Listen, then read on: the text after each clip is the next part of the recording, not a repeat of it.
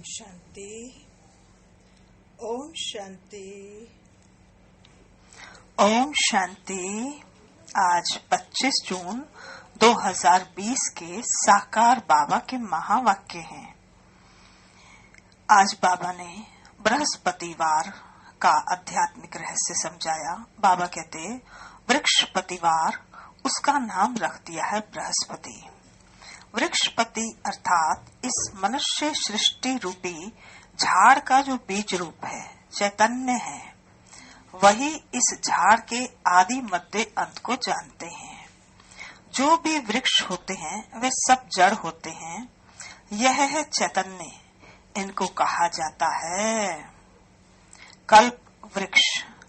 इसकी आयु है 5000 वर्ष और ये 4 बराबर भागों में बटा हुआ है। बाबा कहते तुम महावीर के बच्चे महावीर हो क्योंकि तुम माया पर जीत पाते हो। बाबा कहते जो अक्लमंद बच्चे होंगे वह फौरन निर्णय ले लेंगे कि हमें उस पढ़ाई से क्या मिलता है और इस पढ़ाई से क्या मिलता है और हमें क्या पढ़ना चाहिए। आज की मुरली में मुख्य स्वमान है। पहला, हमारा ईश्वरीय कुल बिल्कुल ही निराला है। दूसरा, मैं सच्चा सच्चा महावीर हनुमान हूँ।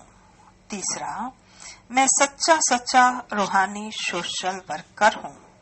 चौथा, मैं विश्व कल्याणकारी हूँ।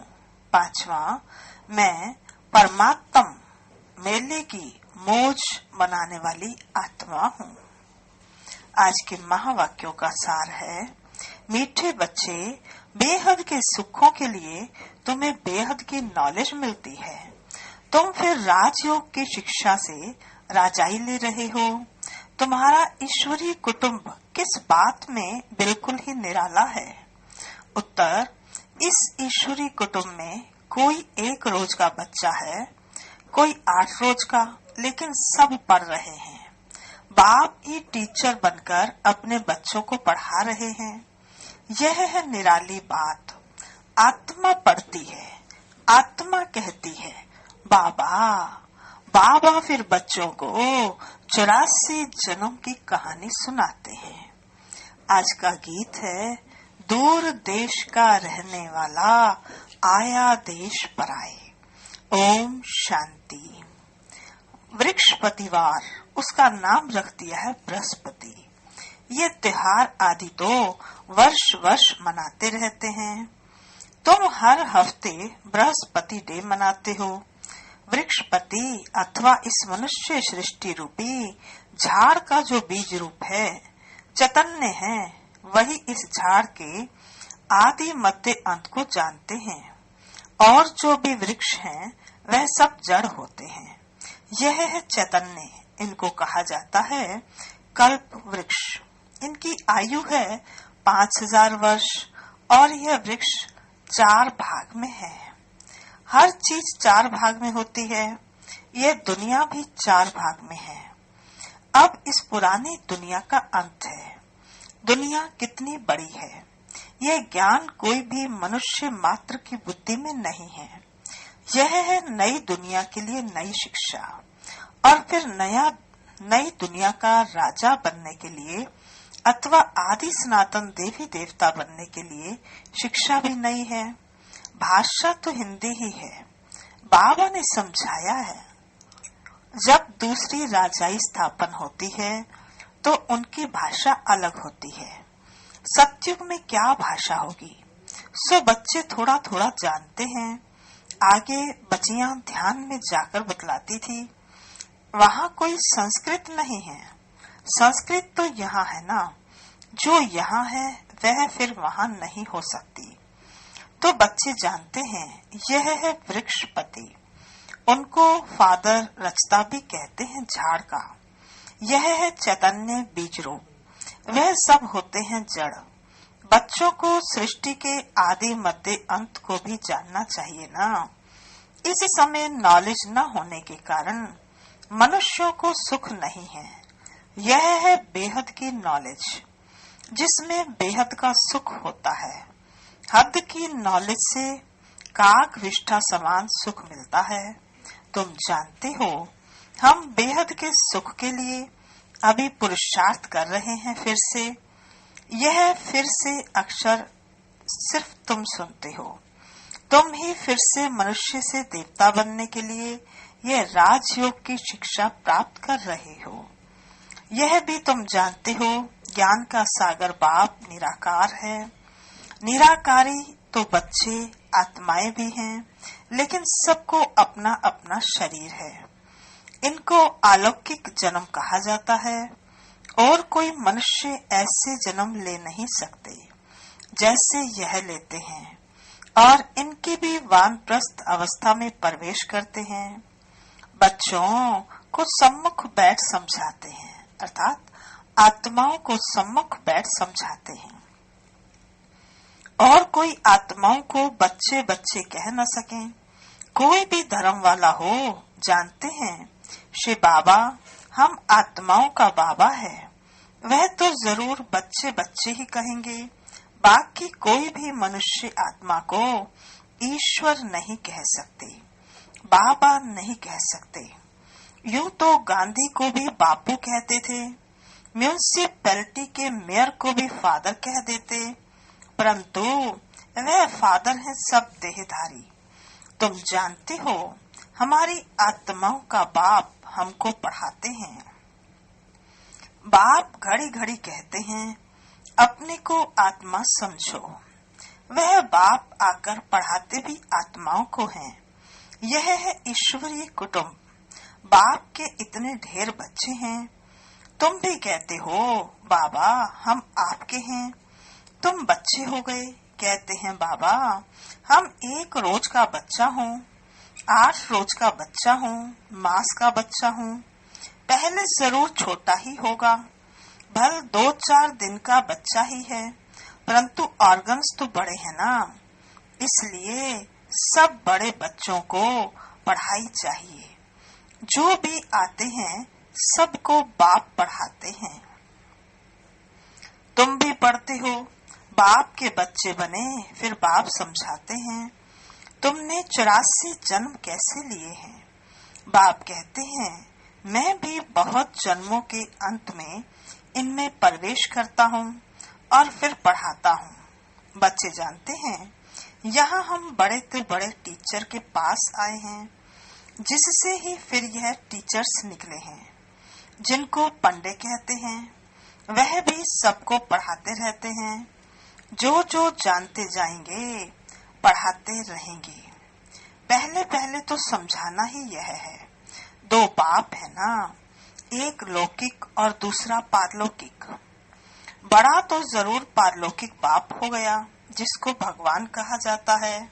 तुम जानते हो अभी हमको पारलौकिक बाप मिला है और किसी को पता नहीं। धीरे धीरे जानते जाएंगे। तुम बच्चे जानते हो हम आत्माओं को बाबा पढ़ाते हैं। हम आत्माएं ही एक शरीर छोड़ दूसरा लेंगी, ऊंच से ऊंच देवता बनेंगे। ऊंच से ऊंच बनने के लिए ही आए हैं।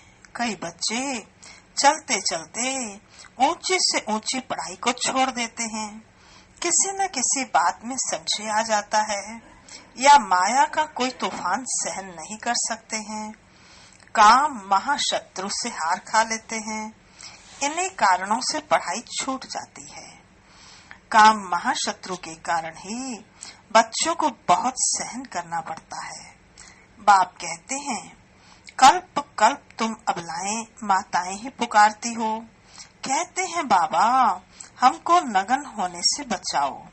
बाप कहते हैं याद के सिवाय और कोई रास्ता नहीं। याद से ही बल आता जाएगा।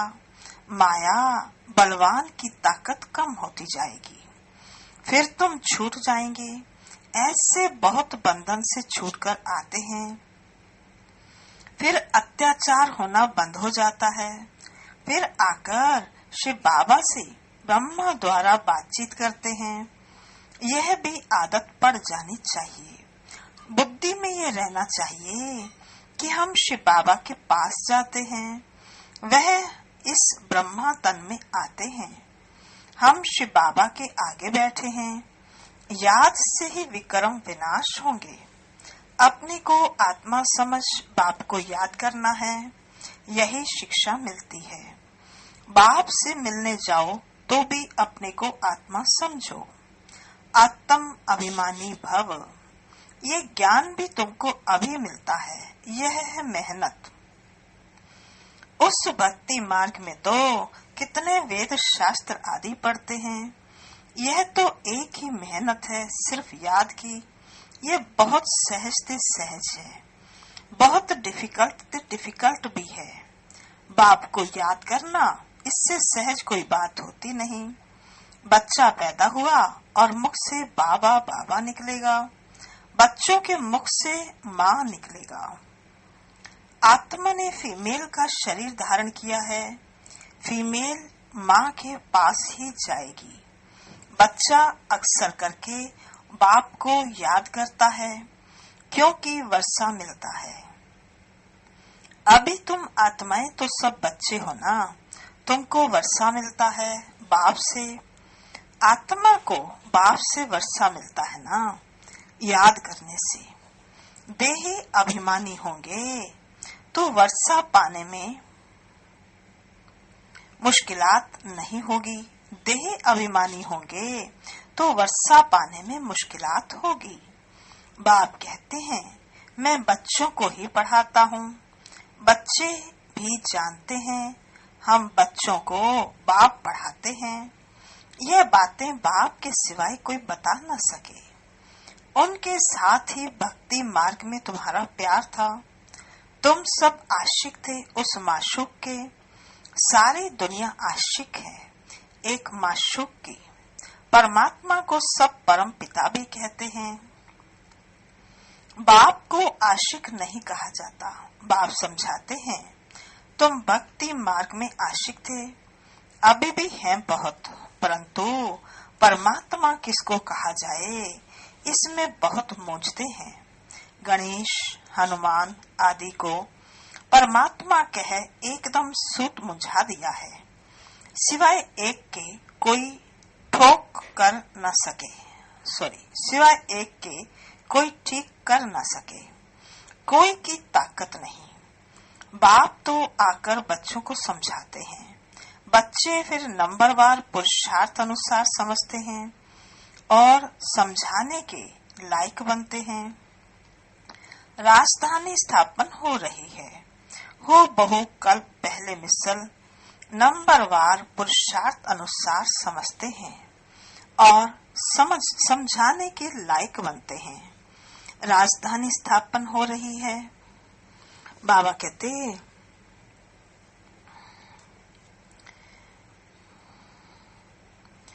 हो बहु कल्प पहले मिसल तुम यहाँ पढ़ते हो, फिर प्रारब्ध नई दुनिया में पाएंगे।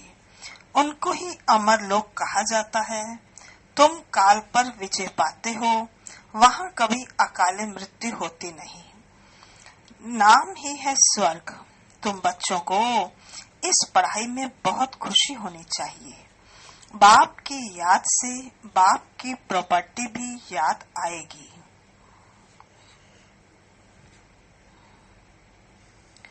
सेकंड में सारे ड्रामा का ज्ञान बुद्धि में आ जाता है। मूल वतन, सूक्ष्म वतन, स्थूल वतन, 84 का चक्र, बस ये नाटक सारा भारत पर ही बना हुआ है। बाकी सब है बाई प्लांट। बाप नॉलेज भी तुमको सुनाते हैं। तुम ही ऊंच से ऊंच फिर नीच बने हो। डबल सिरताज, राव और फिर बिल्कुल ही रंक। अब भारत रंक भिखारी है। प्रजा का प्रजा पर राज्य है। सतयुग में था डबल सिरताज, महाराजा महारानी का राज्य। सब मानते हैं। आदि देव ब्रह्मा को नाम बहुत दिए हैं। महावीर भी उनको कहते हैं। महावीर हनुमान को भी कहते हैं। वास्तव में तुम बच्चे ही सच्चे सच्चे महावीर हनुमान हो, क्योंकि तुम योग में इतना रहते हो जो माया के बल कितने भी तूफान आए लेकिन तुम्हें हिला नहीं सकते।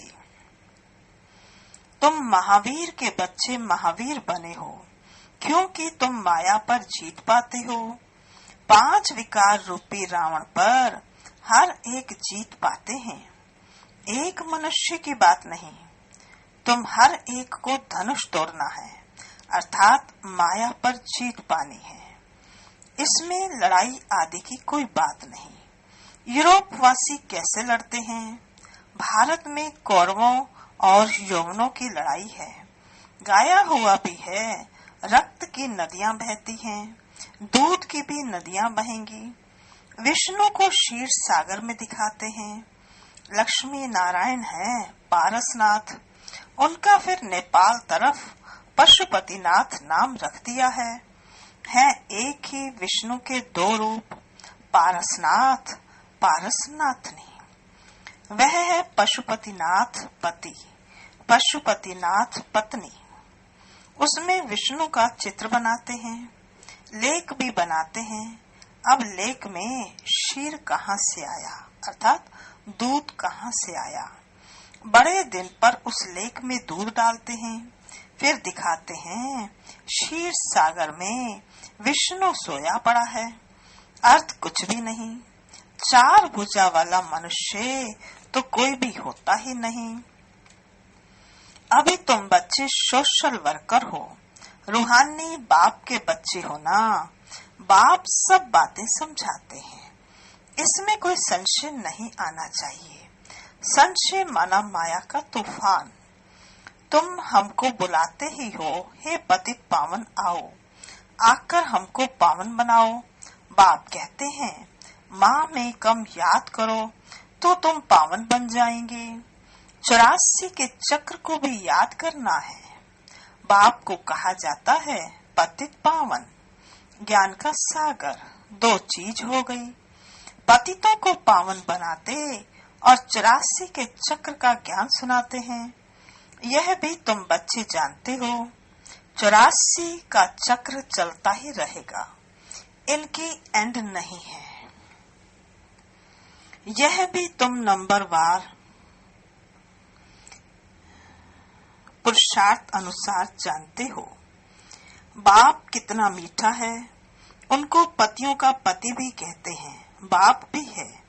अब बाप कहते हैं मेरे से तुम बच्चों को बड़ा भारी वर्षा मिलता है, परंतु ऐसे नहीं, मुझ बाप को भी फारकती दे देते हैं।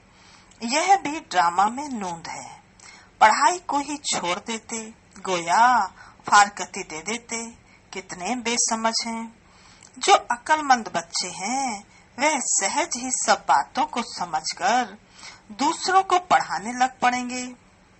वह फौरन निर्णय लेंगे कि उस पढ़ाई से क्या मिलता है और इस पढ़ाई से क्या मिलता है, क्या पढ़ना चाहिए।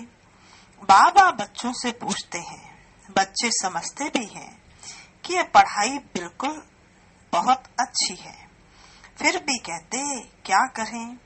जिस्मानी पढ़ाई नहीं पढ़ेंगे तो मित्र संबंधी आदि नाराज होंगे। बाप कहते हैं दिन प्रतिदिन टाइम बहुत थोड़ा होता जाता है, इतनी पढ़ाई तो पढ़ नहीं सकेंगे। बड़े जोर से तैयारियां हो रही हैं, हर प्रकार से तैयारी होती है ना। दिन प्रतिदिन 1-2 में दुश्मनी बढ़ती जाती है। कहते भी हैं ऐसी ऐसी चीजें बनाई हैं जो फट से सबको खलास कर देंगी। तुम बच्चे जानते हो ड्रामानुसार अब लड़ाई लग नहीं सकती। राजाई स्थापन होनी है, तब तक हम भी तैयारी कर रहे हैं, यह भी तैयारी करते रहते हैं। तुम्हारा पिछाड़ी में बहुत प्रभाव निकालने का है। गाया भी जाता है अहो प्रभु तेरी लीला अपरंपार। यह इसी समय का गायन है, यह भी गाया हुआ है। तुम्हारी गतमत न्यारी, सब आत्माओं का पाठ न्यारा है। अभी बाप तुमको श्रीमत दे रहे हैं कि माँ में कम याद करो तो विक्रम विनाश होंगे। कहाँ श्रीमत और कहाँ मनुष्यों की मत। तुम जानते हो विश्व में शांति सिवाय परमपिता परमात्मा के कोई कर न सके। 100% पवित्रता सुख शांति 5000 वर्ष पहले माफिक ड्रामानुसार स्थापन कर रहे हैं। कैसे सो आकर समझो। तुम बच्चे भी मददगार बनते हो। जो बहुत मदद करेंगे वे विजय माला के दाने बन जाते। तुम बच्चों के नाम भी कितने रमणीक थे। वह नाम की लिस्ट एल्बम में रख देनी चाहिए।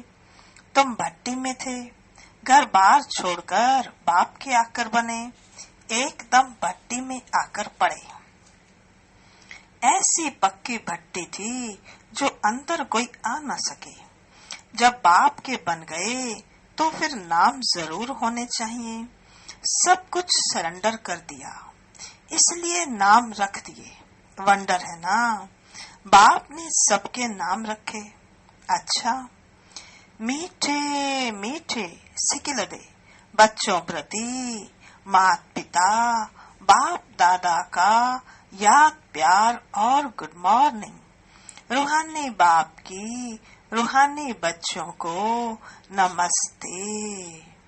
हम रूहानी बच्चों की रूहानी बाप दादा को नमस्ते नमस्ते नमस्ते। सदा रहेंगे हंसते, बनेंगे फरिश्ते, चलेंगे परम धाम के सीधे रास्ते। धारणा के लिए मुख्य सार। किसी भी बात में संशय बुद्धि नहीं बनना है। माया के तूफानों को महावीर बनकर पार करना है। ऐसा योग में रहो जो माया के तूफान हिला न सके। दूसरा, अक्लमंद बन अपनी जीवन ईश्वरीय सेवा में लगानी है। सच्चा सच्चा रूहानी सोशल वर्कर बनना है। रूहानी पढ़ाई पढ़नी और पढ़ानी है। आज का वरदान है, संकल्प रूपी बीज को कल्याण की शुभ भावना से भरपूर रखने वाले विश्व कल्याणकारी भव। संकल्प रूपी बीज को कल्याण की शुभ भावना से भरपूर रखने वाले विश्व कल्याणकारी भव। जैसे सारे वृक्ष का सार बीज में होता है, ऐसे संकल्प रूपी बीज हर आत्मा के प्रति प्रकृति के प्रति शुभ भावना वाला हो। सर्व को बाप समान बनाने की भावना, निर्बल को बलवान बनाने की, दुखी अशांत आत्मा को सदा सुखी और शांत बनाने की भावना का रस व सार हर संकल्प से भरा हुआ हो। कोई भी संकल्प रूपी बीज इस संसार से, कोई भी संकल्प रूपी बीज इस सार से खाली अर्थात व्यर्थ न हो। कल्याण की भावना से समर्थ हो, तब कहेंगे बाप समान विश्व कल्याणकारी आत्मा। आज का स्लोगन है, माया के झमेलों से घबराने की बजाय परमात्म मेले की मौज मनाते रहो। माया के झमेलों से घबराने की बजाय परमात्म मेले की मौज मनाते रहो। अच्छा, ओम शांति।